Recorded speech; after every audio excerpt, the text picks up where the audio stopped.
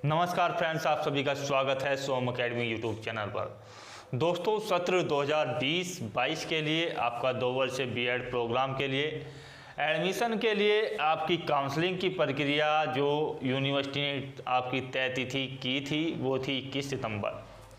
अब सवाल ये उठता है कि यूनिवर्सिटी से हमने काफ़ी ज़्यादा जो है इन्फॉर्मेशन प्राप्त करनी चाहिए कि आपकी जो काउंसलिंग है वो 21 सितंबर से होगी या नहीं होगी। लेकिन यूनिवर्सिटी के जो वरिष्ठ अधिकारी थे उन्होंने कहा है कि अभी जो है इस पर मीटिंग चल रही है, क्योंकि अभी कुछ फाइनल ईयर के जो स्टूडेंट्स थे जिनकी संख्या लगभग 15% के आसपास बताई जा रही है जो कुल आवेदन हुए थे, उनके अभी तक रिजल्ट अनाउंस नहीं हुए हैं और कुछ के तो अभी एग्ज़ाम्स भी नहीं हुए हैं। तो हो सकता है 10 से 5 दिन की आपको रियासत मिल जाए इसमें काउंसलिंग के लिए। तो फिलहाल के लिए जब तक कोई ऑफिशियल अपडेट नहीं आता तो ये कहना बिल्कुल गलत होगा कि आपकी काउंसलिंग तिथि जो है बढ़ाई गई है, लेकिन संभावना है इसकी कि आपकी काउंसलिंग तिथि बढ़ाई जाए। दूसरी बात यह है कि आपकी जो पूल काउंसलिंग होती है, डायरेक्ट एडमिशन होता है और काउंसलिंग होती है, किसमें एडमिशन लेने में आपको फ़ायदा है। यहाँ पर देखिएगा, पूल काउंसलिंग, डायरेक्ट एडमिशन और काउंसलिंग तीनों की जो प्रक्रिया है, 3 तरीके की प्रक्रिया होती है। जो लोग एंट्रांस से गुजर चुके हैं उनके लिए एडमिशन लेने की। तो जिन लोगों को जो है सरकारी कॉलेज प्राप्त करना है, गवर्नमेंट कॉलेज प्राप्त करना है, उन्हें जो है ये मिल सकता है केवल काउंसलिंग के थ्रू। अर्थात जब भी आपका जो काउंसलिंग शुरू होगी तो आपको जो है शुरू में ही इसमें काउंसलिंग करानी होगी जो आपकी रैंक के अकॉर्डिंग है, तो आपको जो है गवर्नमेंट कॉलेज मिल जाएगा। तो ये जो मेन प्रोसेस है ये गवर्नमेंट कॉलेज के लिए है। बाकी प्राइवेट कॉलेज वालों की आपकी अपनी इच्छा होती है, वो काउंसलिंग कराएं या डायरेक्ट एडमिशन की बाट देख सकते हैं या आपकी पूल काउंसलिंग का भी वेट कर सकते हैं। जो आपके जो बेहतर कॉलेज हैं वो भी आपको जो है यहाँ पर काउंसलिंग के द्वारा मिलेंगे, क्योंकि आप सभी समझ सकते हैं गवर्नमेंट कॉलेज, एडेड कॉलेज और आपके जो प्राइवेट में भी बेस्ट कॉलेज हैं उनकी जो सीटें हैं वो काउंसलिंग के माध्यम से शुरू में ही भर जाती हैं। और ये जो काउंसलिंग है ये आपकी देखिएगा जैसे कि है कि लगभग 1 महीने में आपकी जो है काउंसलिंग जब समाप्त हो जाएगी उसके बाद आप समझ सकते हैं कि लगभग यहाँ पर जिस तरीके से मेरा अंदाज़ा है लगभग 60 से 65 हज़ार सीटें आपकी खाली रह जाएंगी। तो ये जो खाली सीटें हैं इनको भरने के लिए यूनिवर्सिटी जो है पूल काउंसलिंग कराएगी। जो सीटें काउंसलिंग के द्वारा नहीं भर पाती हैं उनके लिए चलती है आपकी पूल काउंसलिंग। और ये जो पूल काउंसलिंग है इसमें क्या है कि आपको फिर से वही काउंसलिंग वाली प्रक्रिया करनी होती है। जिन कॉलेजों में सीटें रिक्त रहती हैं उन कॉलेजों में आप जो है आवेदन कर सकते हैं इसके लिए पूल काउंसलिंग के माध्यम से। फिर यदि आपको पूल काउंसलिंग के माध्यम से भी एडमिशन नहीं मिलता है और आपकी कॉलेज के लिए जो है बीएड की सीटें खाली हैं, सीटें जब खाली रह जाती हैं काउंसलिंग और पूल काउंसलिंग दोनों के माध्यम से, पहला ऑप्शन तो यही है और दूसरा ऑप्शन यही है एडमिशन लेने का, और तीसरे में आपको जो है डायरेक्ट एडमिशन का मौका देता है। यहाँ आकर के स्टूडेंट जो है फ़ायदा प्राप्त कर सकते हैं वो इस तरीके से, क्योंकि लगभग 50 हज़ार सीटें आपकी यहाँ पर भी खाली रह जाएंगी जो डायरेक्ट एडमिशन के थ्रू भरी जाएंगी। लेकिन यहाँ जो कॉलेज आपके बचते हैं वो लो कैटेगरी के आपके बचते हैं। लो कैटेगरी से आप समझ सकते हैं, वैसे भी यहाँ पर बीएड की डिग्री में किसी कॉलेज की कोई ज़्यादा बड़ी वैल्यू नहीं होती है।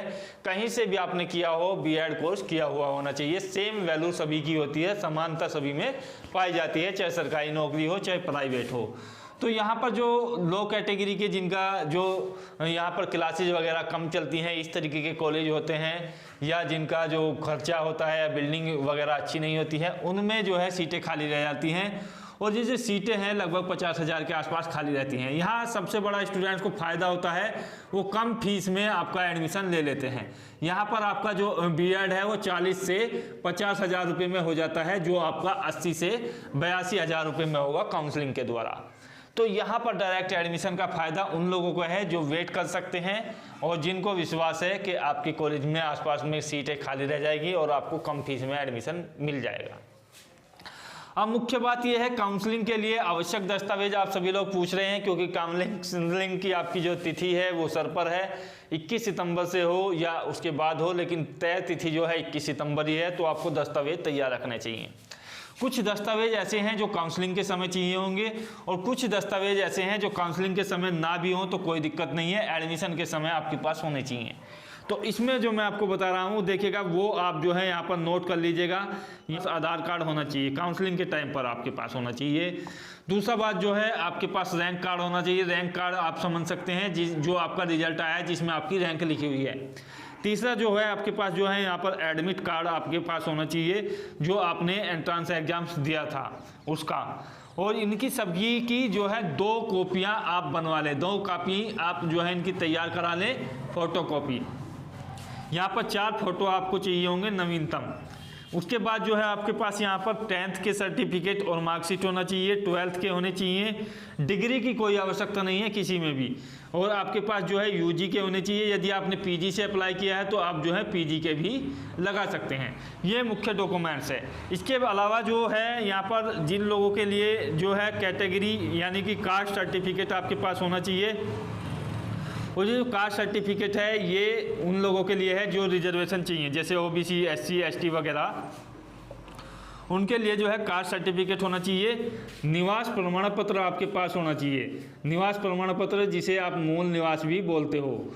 और ये जो है ये आपका जो है 2010 के बाद का बना हुआ हो।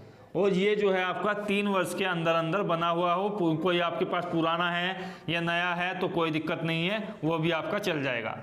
तो ये मुख्य दस्तावेज हैं जो आपको काउंसलिंग के समय चाहिए होंगे। आय के लिए मैं आपको बता दूं कि आय के लिए काफ़ी स्टूडेंट पूछ रहे हैं, तो आय जो है आपका 3 वर्ष तक का होना चाहिए। और ये काउंसलिंग के समय ज़रूरी नहीं है आपके पास होना चाहिए। जिन लोगों के पास नहीं है उन्हें कोई दिक्कत नहीं है, उनके पास आय नहीं है तो वो बाद में बनवा लें।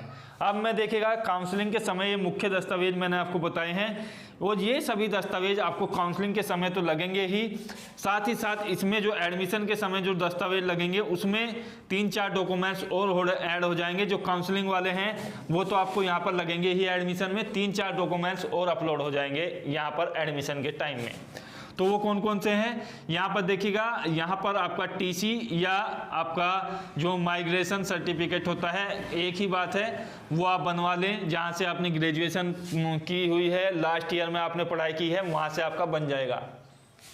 प्राइवेट से पढ़ाई की है कोई दिक्कत नहीं है, कोई आपको परेशानी नहीं होगी, उनके लिए आवश्यक नहीं है। चरित्र प्रमाण पत्र भी आपको जो है उसी कॉलेज से बन जाएगा जहाँ पर आपने लास्ट में पढ़ाई की है। और ये जो है ये 6 माह से पुराना ना हो, 6 महीने के अंदर अंदर आपके बने हुए होने चाहिए। तो आप सभी समझ सकते हैं ये दोनों दस्तावेज 6 महीने के अंदर अंदर आपके बने हुए होने चाहिए, एक ही जगह से आपके बन जाएंगे। नेक्स्ट बात करते हैं यहाँ पर देखिएगा। तो यहाँ पर आपका जो यदि आपके पास गैप है आपके पास यानी कि गैप सर्टिफिकेट आपको चाहिए होगा यदि आपने गैप किया हुआ हो। तो गैप से आप समझ सकते हैं जैसे आपने 12th में गैप किया हो तो उसके लिए कोई दिक्कत नहीं है। ग्रेजुएशन के बाद यदि आपने समझ लीजिए कि ग्रेजुएशन आपने 2020 से पहले की हुई है तो आपको उतने वर्षों का गैप है, तो ये गैप सर्टिफिकेट आपको बनेगा। नेक्स्ट जो बात करते हैं वो आपका बनेगा शपथ पत्र। शपथ पत्र ये आप जो कॉलेज में एडमिशन लेने जाओगे तो वहाँ पर आपको प्रारूप मिलेगा कि आपको उसमें क्या लिखवाना है। शपथ पत्र में यही है कि आपका 85% अटेंडेंस के लिए आपको जो है एक एफिडेविट बनवाना होता है कि हम यहाँ पर आपके कॉलेज में 85% अटेंडेंस देंगे। नेक्स्ट बात करें तो आपका जो बनता है देखिएगा हेल्थ सर्टिफिकेट आप जो है यहाँ पर बनवाना होता है। और ये आपको जो है जिला अस्पताल से या आपके क्षेत्रीय अस्पताल से कोई भी MBBS डॉक्टर के माध्यम से आप बनवा सकते हैं। नेक्स्ट बात करते हैं आप लोगों के लिए यहाँ पर जो बनेगा अगला दस्तावेज वो है आपके लिए देखिएगा यहाँ पर आय प्रमाण पत्र। आय प्रमाण पत्र उन लोगों के लिए आवश्यक है जो है स्कॉलरशिप लेना चाहते हैं, बाकी के लिए कोई आवश्यक नहीं है। ये आपका 3 वर्ष के अंदर अंदर बना हुआ होना चाहिए। समझ सकते हैं कि 2018 के बाद का होगा तो ज़्यादा बेहतर होगा।